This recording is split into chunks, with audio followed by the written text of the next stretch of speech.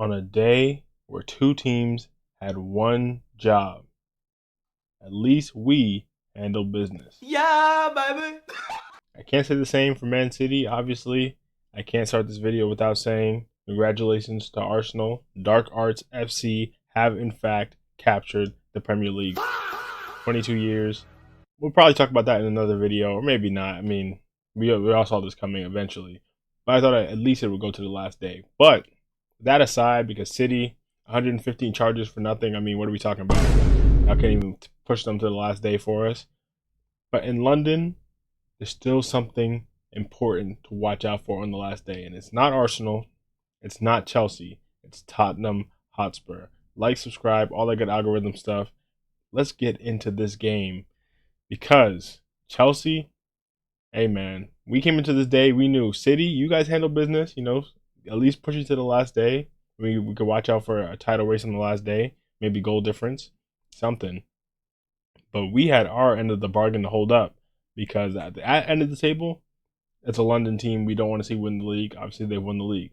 At the bottom end of the table, though, another London team that we're trying to see join the EFL structure. And that's Tottenham. I mean, we're just a mid-table side. Honestly, people are saying, I know the commentators were saying during the game, Chelsea still has something to play for. They want this win. They're going to want to win on the final day, still have a chance at Europe. I personally don't really care. I mean, sure, European football will be good for us in terms of we have a massive squad and players are going to want minutes. So that's a way to get them minutes. But, I mean, if we're in the Conference League versus if we're playing one game a week, I don't really care, to be honest. We already won the Conference League. Last year, it was fun just because we're trying to complete the set. But now that we completed the set and won everything there is to win, I don't really care about being in the Conference League again. That's just me being honest. But still, this is a must-win game for Chelsea. At home against Tottenham with the opportunity to keep them in the relegation battle. And we handled business. Tottenham, hey, I'll give it to them. I'm not going to say this game was comfortable. I mean, especially after they realized when we were 2-0 up and they were like, okay, we just got to go for it.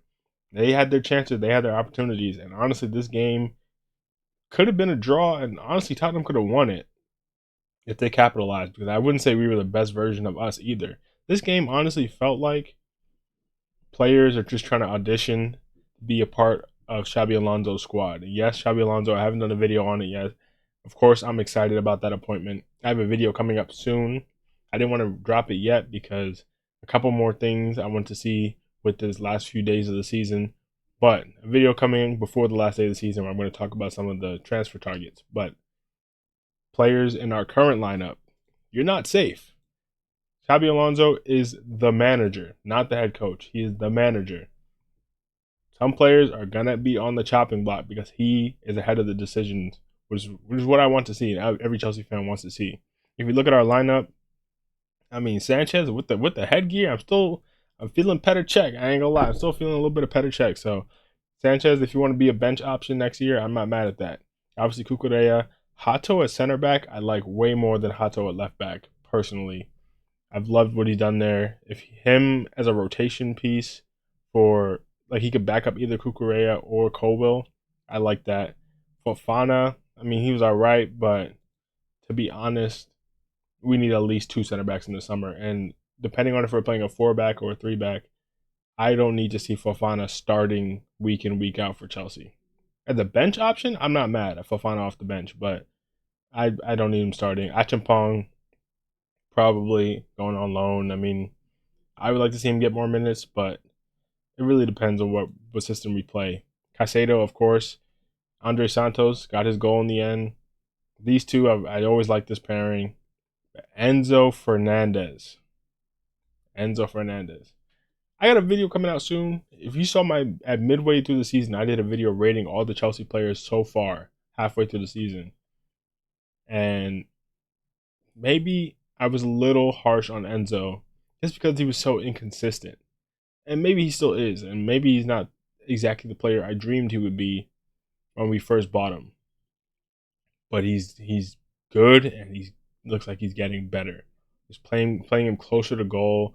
When he's next to Caicedo, not really for me. But this version of Enzo Fernandez, I think when I said our dream starting 11 midway through the season, I had Reece James here and Caicedo here. Now, and I still don't mind Reece James in midfield, but now Enzo, you got to start Enzo. Enzo has made himself invaluable to this team. Maybe, you know, him seeing Xabi Alonso, I know he wanted to go to Madrid. Hey, man, now we got Madrid at home. We got the broke man's version of Madrid. We got their manager coming in. You stay. Fernandez, Palmer. I mean, Palmer's rating's a little bit harsh. I think Palmer, when I redo the ratings of everyone this season, he's going to be lower. I'm going to be honest, he's going to be lower, of course. But I still like in this game, I see shades of the old Palmer, but it's just slight disconnect where it's like he's not quite on the level, but you can see the shades of his old self in there. Neto, hey man, a lot of times as Chelsea fans we group Garnacho, Delap, Neto. But out of those three, Neto is by far the best. And Neto, if we're looking at this summer, I mean, if we can get good money for him, I ain't mad at that because we have Quenda coming in, we have Esteval, of course. But if we keep Neto as a bench option, I'm not mad at that. As just a purely rotation. Neto should not be in conversation for starting. But as a rotation option, I'm not mad at that. Now, if we're looking at Liam Delap, oh hell no! This guy is buns, and I don't even like saying players are just straight up buns, but maybe in a championship, maybe in a different league, he could do something, or just in a different system. I don't know, but for Chelsea, it's not working out, man. It's not working out, and it hasn't worked out this entire season. And to be frank, it's really just time to go. Even in this game, I mean, even when we were playing well, it wasn't like he was a part of it. Toward the end of the game, he had an opportunity to bring a ball down 1-on-1 against, I think it was Jed Spence, maybe, and for no reason, just because he was heated from the last couple minutes, he just went and gave him a little elbow instead of going after the ball and got a yellow card. I mean, this guy is a joke when it comes to discipline. The amount of yellow cards he's gotten this season compared to goals is actually laughable. Like, it's actually embarrassing. He has to go, especially because Nicholas Jackson is coming back from Bayern. I know things didn't go well over the summer. Him, Maresca, the board, whatever. Bring him in, reintegrate him with Xabi Alonso. He will give you the pressing we need. He brings out the best in Palmer. If we're not signing a striker, which I don't know if we are because we have our number 9 in Joao Pedro, then Delap as a rotation. No, sorry, not Delap. Hell no, not Delap. If Jackson as a rotation with Joao Pedro, and then I don't know if we're bringing in that Omega kid or what as a third option because Mark Guiu is falling off the face of the earth. I'm not mad at that, but Delap has to go. Obviously, we brought on Garnacho at some point, and I mean he's got to go. Asugo somehow came on in the 89th minute, got a booking, and he looked gassed by the 92nd minute. I don't know how that's even possible, but yeah, I don't know how that's possible. But I mean, these are really just auditions. You're looking at Chalaba who came on, Sar came. I mean, these are auditions. Mueka, I still don't really know how to pronounce his name, but I mean, I like to see academy kids. I think he got what like the basically the youth league version or Premier League 2 player of the season or something like that. So, hey man, I like to see youth products come through. But if you look at this game, Enzo Fernandez, his first goal or his goal, when he took the shot, like when he hit it, I was low key like, hold up, bro, like chill out. There's options there. But when I hit the back of the net, you can't be mad at it, bro. You can't be mad at it. And this is Enzo right now. He's just making things happen. Everything's going through him that's good on Chelsea right now. I mean, he's got to stay. Halfway through the season, I was like, if we can get good money for him, I'm not mad at it. At this point, he's got to stay. I mean, it is what it is. He's got to stay. It's kind of like, I don't know if any of you watch basketball, but when Wemby pulled up from the logo last night against the Thunder, when he took the shot, I was like, hold up, Wemby chill. But when he hit the shot, I was like, okay, you're that guy. And this is similar. And obviously the second goal, good ball to the back post, and Enzo again, the wherewithal to lay that off, the quality too, the right amount of pressure on it, able to get it to Andrey Santos, and he just tucks it into the corner. It's amazing. It's amazing. And Enzo is playing out of his mind right now. Ever since he said, "Hey man, I want to go," and then he got that one game, like or whatever it was. I don't know, how many games was it? I don't even know. But he had to sit out a couple games, and then he came back. Hey man, he's been playing for his life. I don't know if he's playing for a move. Maybe now that Xabi Alonso's coming in, maybe he's playing for Xabi Alonso. But I'm not mad at it. And then obviously 2-0 up. Spurs started to get back in the game. We kind of just completely switched off. Even before this, Spurs could have gotten back in the game, but they just weren't good enough. But this goal here, Pop Star, the back heel. I don't know if he was trying to shoot, or I don't know if that was intentional. I'm claiming it. If I'm him, that it was intentional.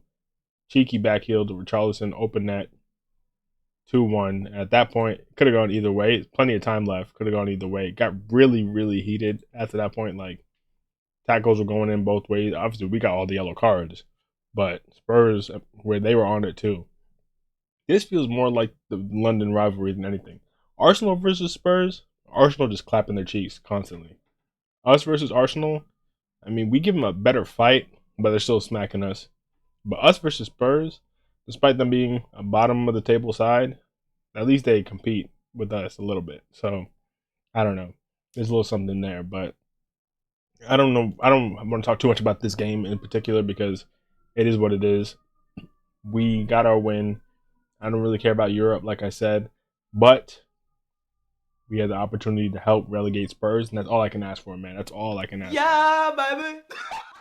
The Spurs now lose on the last day and West Ham win.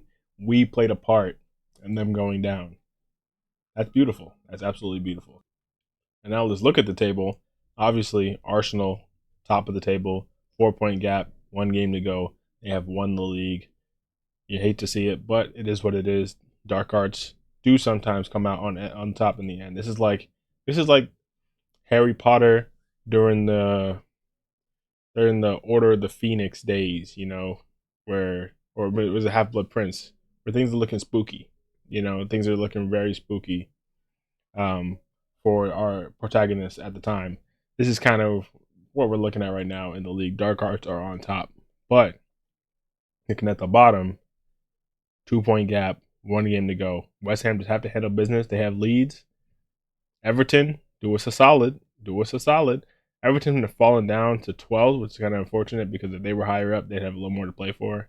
I mean, technically, maybe. I don't know.